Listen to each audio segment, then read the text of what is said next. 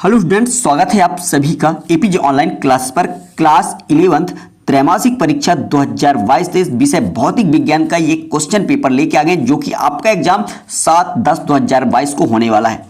तो इस वीडियो को आप लास्ट तक देखिए और चैनल पे नए चैनल को सब्सक्राइब कर बेल आइकन प्रेस कर लीजिए जिससे आने वाली वीडियो का नोटिफिकेशन आप तक पहुंचता रहे। और इस वीडियो को अपने दोस्तों के साथ अधिक से अधिक शेयर कर दीजिए।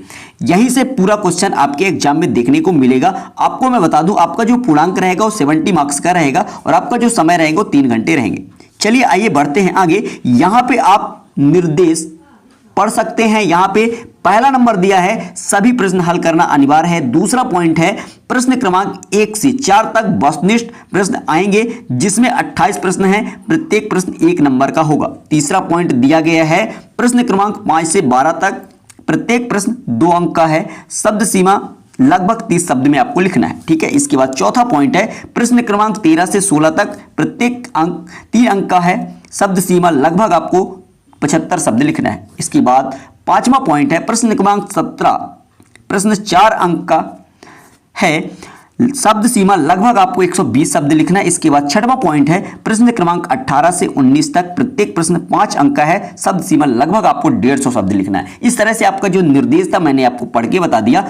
और इसके बाद हम बढ़ते हैं आगे। यहां से आपका शुरू होता है प्रश्न क्रमांक 1 जो कि सही विकल्प चुनकर लिखिए, ठीक है। ये जो आपका सही विकल्प है ना, पहला क्वेश्चन, ये आपके 7 अंकों का है। सभी 1-1 अंक निर्धारित हैं, ठीक है। मैंने आपको पहले ही निर्देश पढ़ के बता दिया। यहां से चलिए आइए शुरू करते हैं और पहला क्वेश्चन देखेंगे। निम्नलिखित में से कौन सा व्युत्पन्न मात्रक है? तो यहां पे आपको बताना है न्यूटन, ठीक है। इसके बाद दूसरा देखिए, निम्नलिखित में से मूल मात्रक नहीं है, तो यहां पे आपको बताना है लीटर। इसके बाद आगे बढ़ते हैं। तीसरा नंबर, वेग समय ग्राफ द्वारा समय अक्ष से घेरा गया क्षेत्रफल दर्शाता है, तो यहां पे आपको बताना है। इसका राइट आंसर हो जाएगा दूरी, ठीक है। इसके बाद चौथा देख सकते हैं, अभिकेंद्र त्वरण सदैव होता है, तो ये कहां होता है? केंद्र की ओर या केंद्र पर होता है, ठीक है। केंद्र की ओर लिख देंगे। इसके बाद पांचवा पॉइंट है संवेग परिवर्तन की दर बराबर होती है, तो यहां पे बल के बराबर होती है, राइट आंसर है। इसके बाद छठवां पॉइंट है रॉकेट नोदन आधारित है, तो यहां पे आपको बताना है संवेग संरक्षण पर, ठीक है। इसके बाद 7वां नंबर है निम्नलिखित में से ऊर्जा का मात्रक नहीं है, तो यहां पे आपको बताना है वाट नहीं है, ठीक है। इस तरह से आपका पहला नंबर कंप्लीट होता है। मैंने आपको सभी क्वेश्चनों के आंसर भी बता दिए, तो आप इसका स्क्रीनशॉट कर सकते हैं या इसे आप तैयार कर लीजिए। इसके बाद हम बढ़ते हैं आगे। यहां से आप देख सकते हैं आपका शुरू होता है क्वेश्चन नंबर दूसरा। यहां पे प्रश्न क्रमांक 2 है, रिक्त स्थानों की पूर्ति कीजिए। यह भी आपके 7 अंकों का है, ठीक है, ध्यान दीजिएगा। चलिए आइए बढ़ते हैं आगे। और यहां पे आप देखेंगे पहला नंबर इसमें क्या दिया है? कार्य करने की दर को डैश डैश कहते हैं, तो यहां पे कार्य करने की दर को शक्ति कहते हैं। यहां पे आप इस तरह से लिख सकते हैं, कार्य करने की दर को क्या कहते हैं? शक्ति कहते हैं। दूसरा पॉइंट आप देखेंगे, किसी बंद पथ में संरक्षित बल द्वारा किया गया कार्य होता है, तो यहां पे आपको भरना है 0 होता है। क्या लिखना है आपको? 0 होता है, ठीक है। चलिए इसके बाद हम बढ़ते हैं आगे और पढ़ेंगे तीसरा नंबर क्या है? एसआई पद्धति में बल का मात्रक डैश डैश है, तो यहां पे आपको बताना है न्यूटन। क्या है? न्यूटन है। इसके बाद आगे बढ़ते हैं। यहां पे आप देख सकते हैं चौथा पॉइंट क्या है? प्रत्येक क्रिया के बराबर तथा विपरीत प्रतिक्रिया। यहां पे आपको डैश डैश की जगह क्या लिखना है? प्रतिक्रिया, ठीक है। आपको इस तरह से लिख लेना है चौथे नंबर में।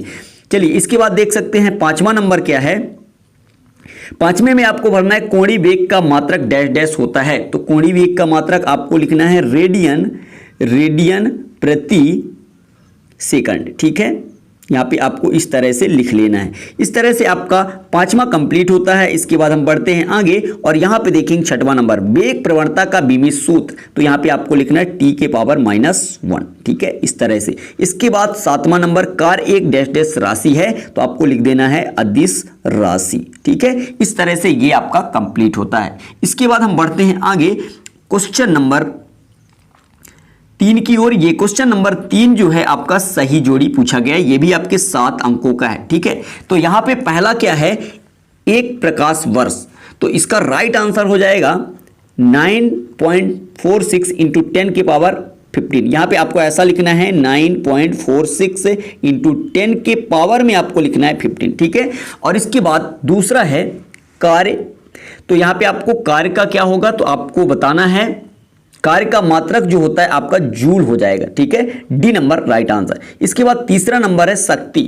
शक्ति में आपको बताना शक्ति का जो मात्रक होता है वो क्या होता है, वाट, ई नंबर राइट आंसर हो जाएगा। इसके बाद चौथा है कार्य करने की दर, तो यहां पे आपको बताना है कार्य करने की दर को शक्ति कहते हैं, ये जी नंबर राइट आंसर हो जाएगा। इसके बाद पांचवा है जड़त्व आघूर्ण।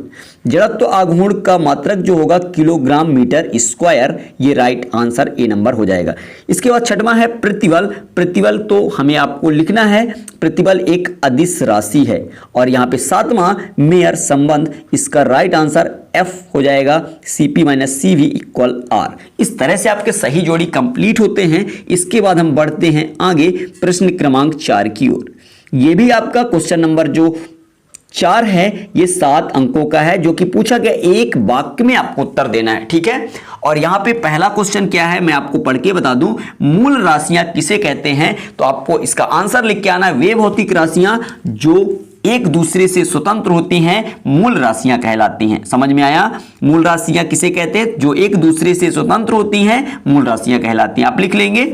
चलिए इसके बाद दूसरा नंबर देखिए, एम्पियर तथा न्यूटन में से कौन सा मूल मात्रक है, तो यहां पे आपको बताना है एम्पियर, इसका राइट आंसर लिखना है एम्पियर। और इसके बाद तीसरा नंबर है नियत वेग से गतिशील वस्तु का त्वरण क्या होगा, तो यहां पे आपको लिखना है राइट आंसर इसका हो जाएगा शून्य होता है। ठीक है, इसके बाद देखिए शून्य सदिश किसे कहते हैं, तो ऐसा लिखना जिसका परिमाण शून्य होता है शून्य सदिश कहलाता है।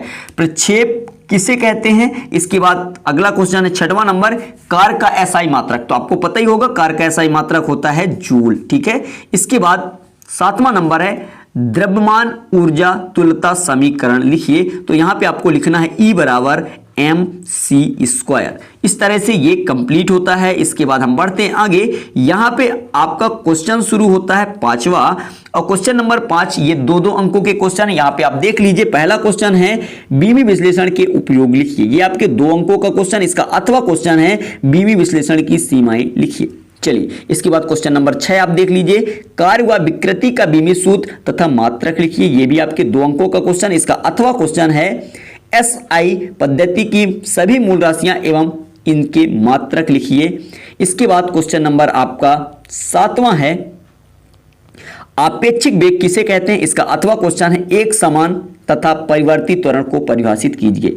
इस तरह से ये आपके क्वेश्चन नंबर 7वां कंप्लीट होता है। इसके बाद हम बढ़ते हैं आगे, ये रहा आपका क्वेश्चन नंबर 8वां, सदिशों के योग का त्रिभुज नियम लिखिए, ये आपके 2 अंकों का क्वेश्चन है। और यहां पे इसका अथवा है कोणीय वेग किसे कहते हैं, इसका सूत्र लिखिए।